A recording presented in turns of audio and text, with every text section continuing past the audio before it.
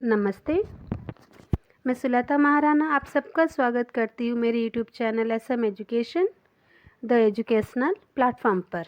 आज हम MST 7 भाषा तुलना विषय पर आलोचना करेंगे।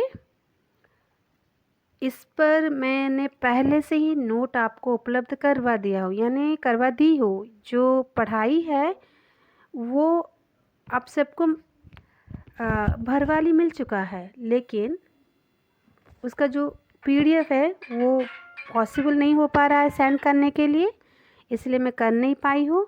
और जो मेरी पढ़ाई भी है वो जस्ट रीडिंग जैसी थी, रीडिंग जैसी इसीलिए थी, मैं समझा कर नहीं पढ़ा रही थी कि आप उसे सुनोगे और जूम करके या फिर इसका स्क्रीनशॉट लेके आप खुद पढ़ोगे, इसीलिए मैं उसे ऐसे कर रही थी।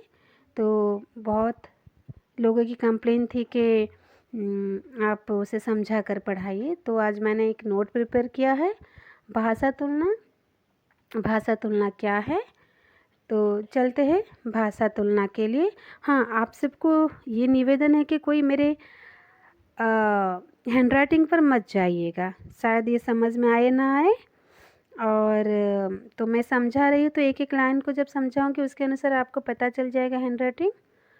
और जिन्हें ये चाहिए, जो मैंने इसे एक्सट्रैक्ट करके भाषा तुलना के बारे में लिखा, जिन्हें चाहिए वो स्पेशल कमेंट कीजिए और अपना व्हाट्सअप नंबर दीजिए, मैं वहाँ पर ये सेंड कर दूँगी।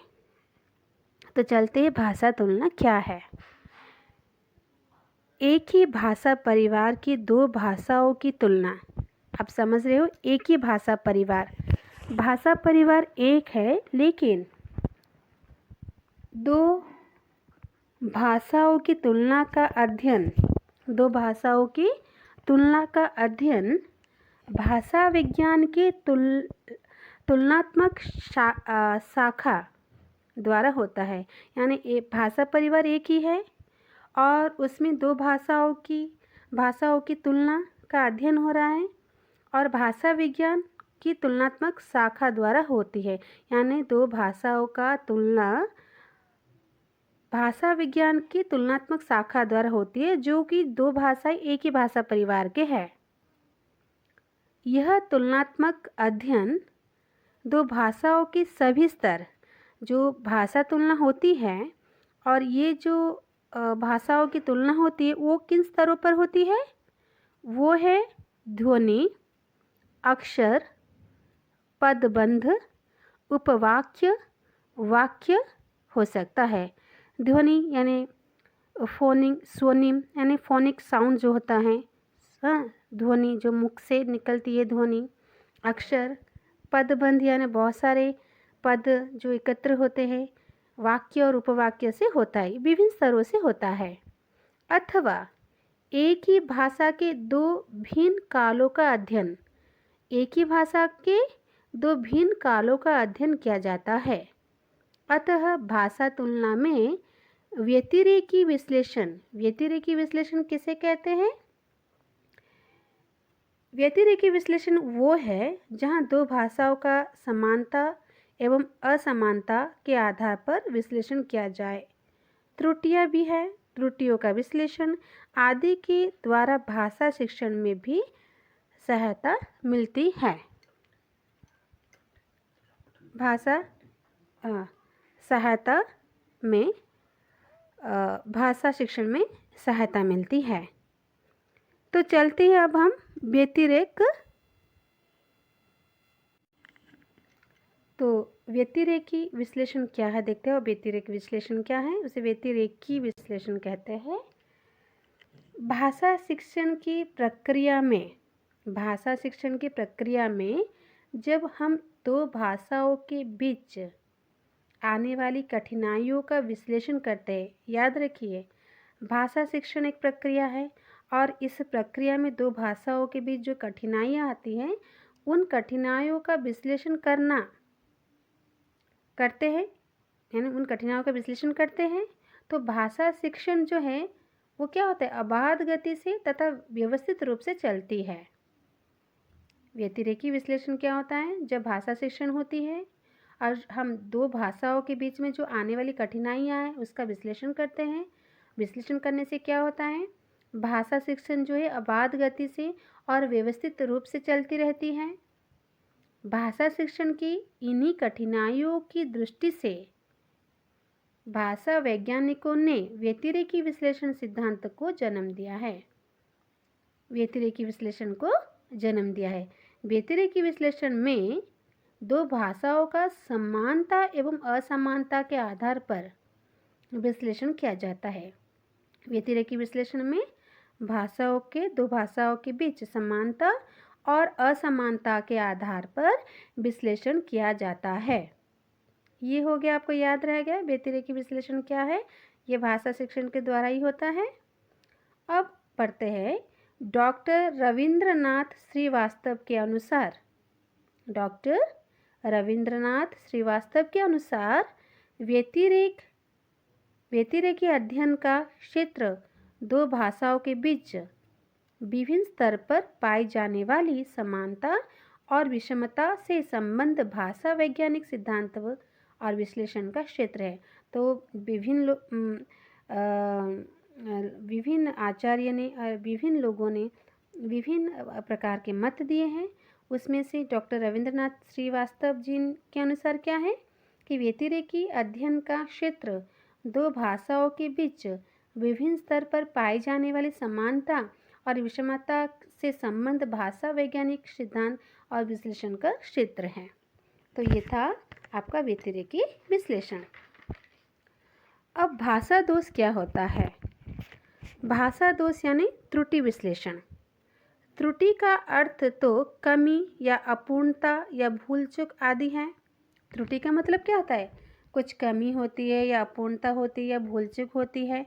किंतु इधर कुछ वर्षों से भाषा इतिहास शिक्षण में त्रुटि का प्रयोग भाषा के बोलने या लिखने में होने वाली ऐसी अशुद्धियों के लिए होने लगा है जो चूक की तरह न तो असावधानी या जल्दी आदि के कारण हो जाती है।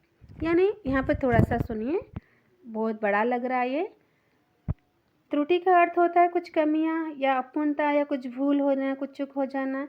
लेकिन कुछ वर्षों से भाषा इतिहास शिक्षण में त्रुटि का प्रयोग भाषा के बोलने या लिखने में होने वाली ऐसी अशुद्धियों के लिए होने लगा है जो चूक की तरह यानी गलती की तरह न तो असावधानी या जल्दी के कारण हो जाती है, न भूल की तरह फुटकर रूप में अज्ञान, अनिश्चित या अतिशोधन से जनित होती है। यानी ये जो भाषा में त्रुटियाँ आती है, ये बोलने या लिखने में त्रुटियाँ आती है, ये किसी असावधानी या अज्ञानता या अनिश्चितता इसमें नहीं आती है।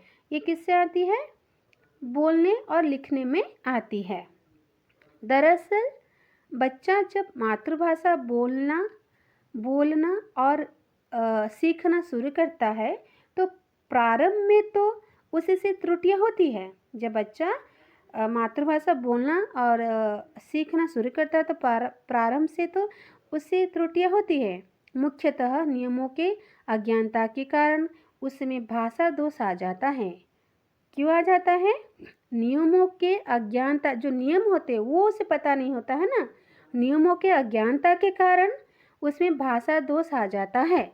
लेकिन उम्र बड़ी होने पर तथा भाषा सीख लेने पर ये त्रुटियाँ बहुत कम हो जाती है।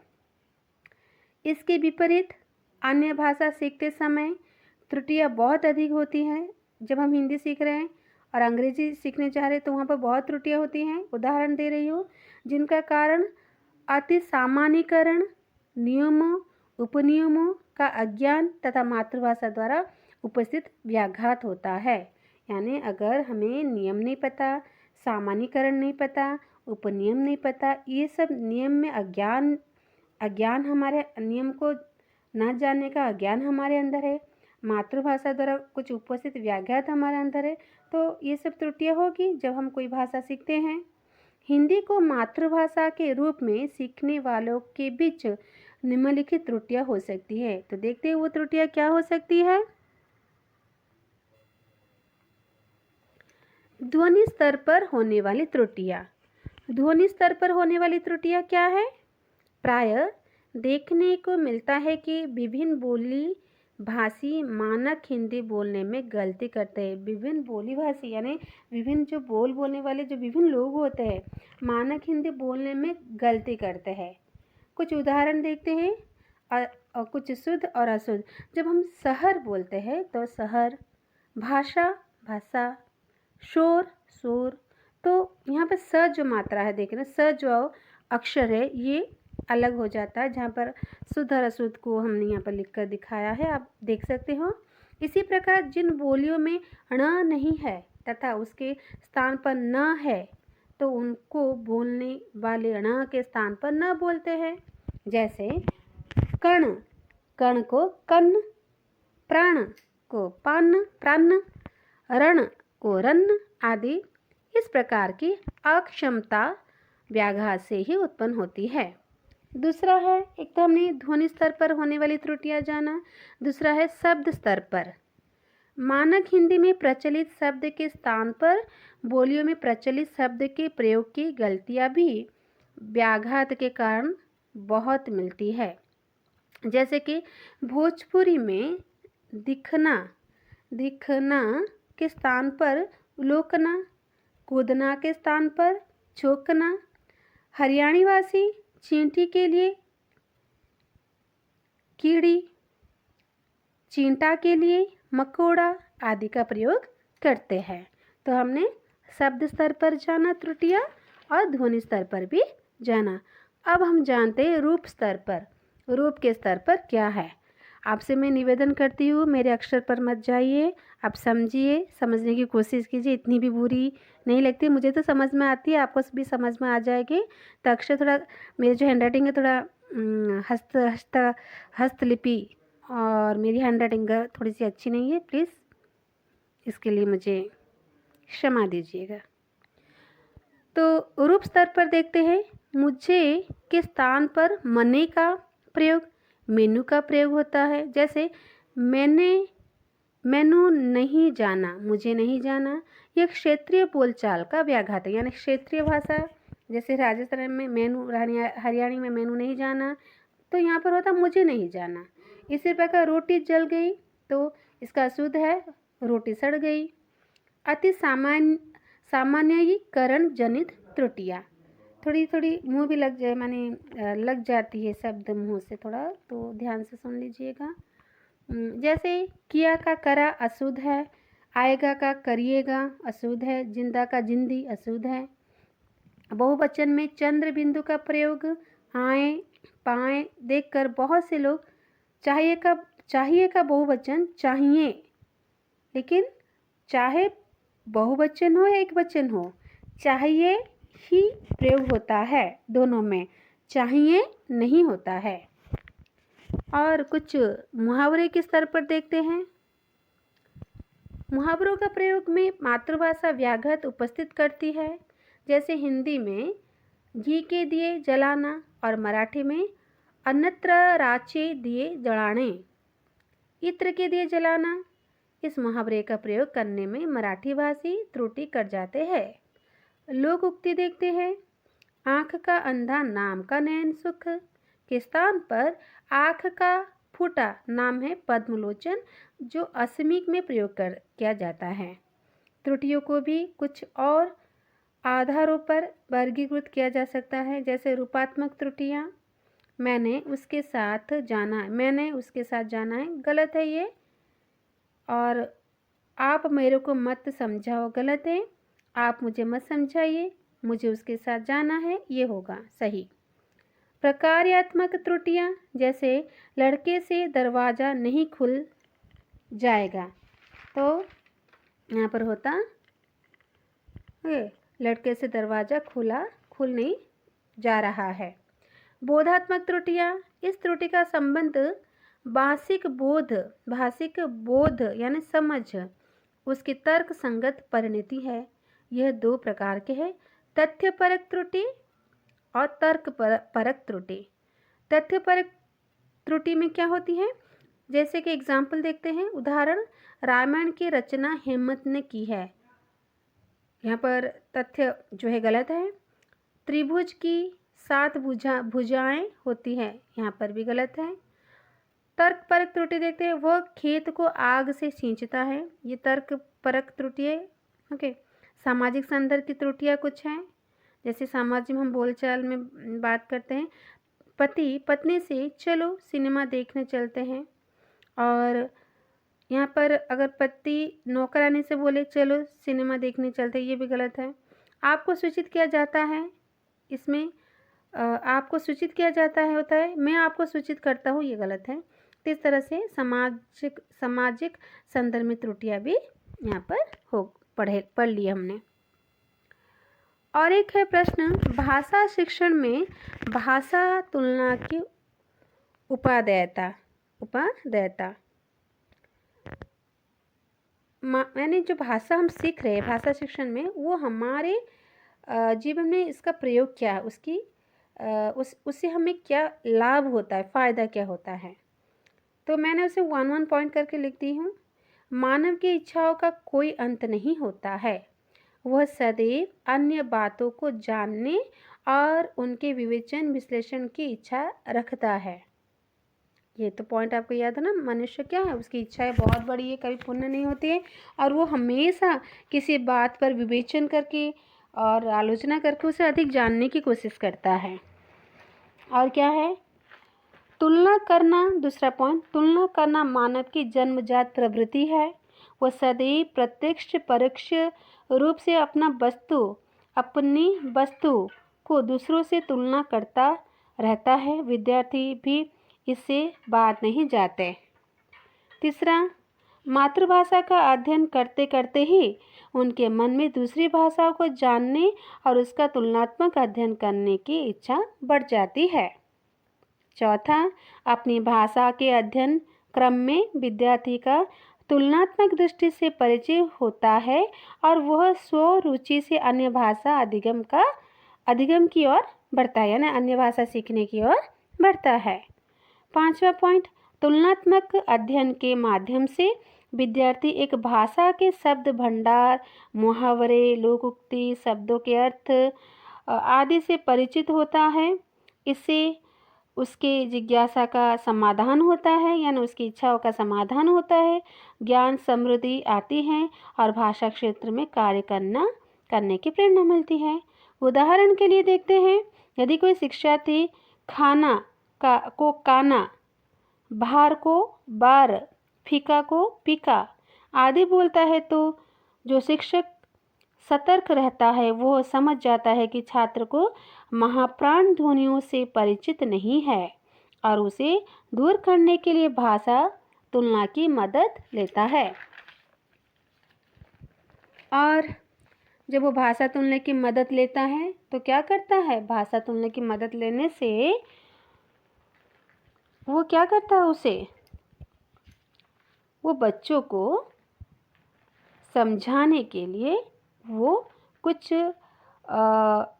जो अधिगम के लिए कुछ पुस्तकें और या फिर पाठ्य सामग्री लेकर वो उन्हें पढ़ाने की कोशिश करता है। यानी छात्रों की कमियों को दूर करने के लिए शिक्षक भाषा शिक्षण में चयन प्रक्रिया को महत्व देता है। इसके अंतर्गत छात्र को सर्वप्रथम क्या पढ़ाया जाए या कितना पढ़ाया जाए संबंधी निर्णय लिया जाते हैं।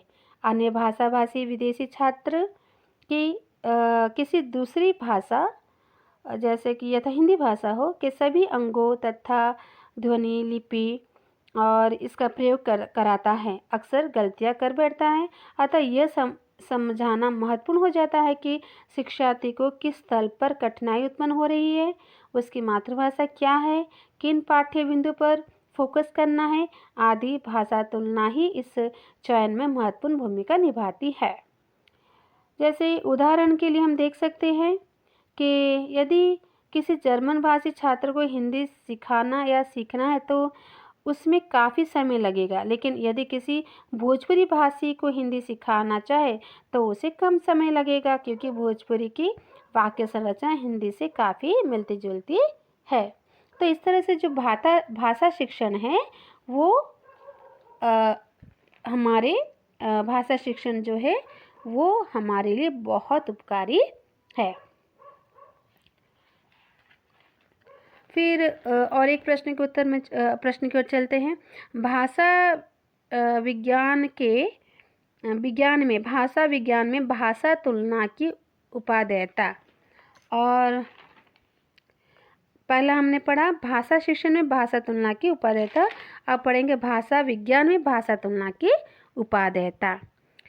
इसमें भी मैंने पॉइंट करके लिख दी हूँ। भाषा विज्ञान में भाषा तुलना का अत्यंत ही महत्वपूर्ण योगदान है। दूसरा पॉइंट, भाषा तुलना की सहायता से ही दो या दो से अधिक भाषिक इकाइयों तथा ध्वनि, पद, शब्द, वाक्य, अर्थ आदि के स्तर पर तुलना करते हुए अध्ययन किया जाता है। तीसरा, इसके अंतर्गत ऐतिहासिक एवं वर्णनात्मक दोनों ही पद्धतियों का अंतर्भाव हो जाता है।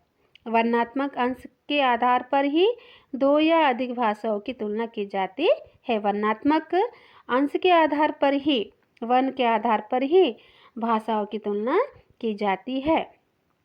इस पद्धति में ऐतिहासिक प्रणाली विभिन्न कालों के रूपों का स्वरूप बताकर सहयोग प्रदान करता है। जब भाषाविदों ने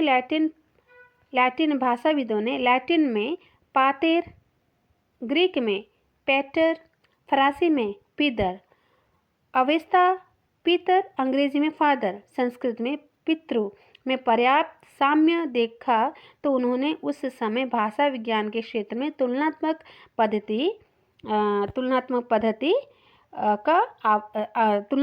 की आवश्यकता हुई। छठवां पॉइंट, वस्तुतः भाषा की विभिन्नता दर्शाने के लिए ही भाषा विज्ञान के क्षेत्र में भाषा तुलना का उपयोग होता है। सातवां, ध्वनि, अर्थ आदि की भिन्नता का तुलनात्मक विश्लेषण इसके अंतर्गत किया जाता है और उनमें समानता विभिन्नता का निर्देशन किया जाता है। आठवां, भाषा तुलना के आधार पर ही भाषाविद सार्वभौम व्याकरण की संकल्पना को प्रस्तुत कर उसके सामान्य तत्वों या विशेषताओं जैसे स्वर, व्यंजन, शब्द, वाक्य, अर्थ आदि का पता लगा सकते हैं। 9वां पॉइंट, इस संदर्भ में कार्य करते हुए भाषा वैज्ञानिकों ने भाषा के विविध पक्षों पर कई महत्वपूर्ण ग्रंथ प्रकाशित किए हैं, जैसे भाषा में पक्ष, भाषाओं में काल की अवधारणा, कर्ता की संकल्पना, क्रिया, प्रयोग, वाच्य, संकल्पना, कारक संबंधी विचार। 10वां पॉइंट, उदाहरण के लिए यदि कहा जाए कि फल तोड़ दिया तो उसमें वास्तविक कर्ता का उल्लेख नहीं कर रहे हैं और न ही कर्ता के अभाव की कल्पना। भाषा विज्ञान के अंतर्गत सार्वभौम व्याकरण यही प्रयास करता है कि संप्रेषण की स्थितियों को भाषा की संरचना से जोड़ा जाए, जिससे मानव मात्र की भाषा में व्याकरण की अभिन्नता को देखा जा सके। निष्कर्ष, कहा जा सकता है कि भाषा विज्ञान के क्षेत्र में भाषा तुलना की उपादेयता काफ़ी महत्वपूर्ण है। तो इस तरह से हमने भाषा तुलना में 3 प्रश्न के उत्तर हमने लिख कर दिए हैं। और मेरे हैंडराइटिंग पर मत जाइए, ये थोड़े से अच्छे नहीं हैं, ये थोड़े से नहीं, कुछ भी अच्छे नहीं हैं, तो इसमें मत जाइए। और जिसे ये नोट चाहिए तो आप स्पेशल कमेंट करके आपका व्हाट्सएप नंबर दीजिए, मैं इसे सेंड कर दूँगी। और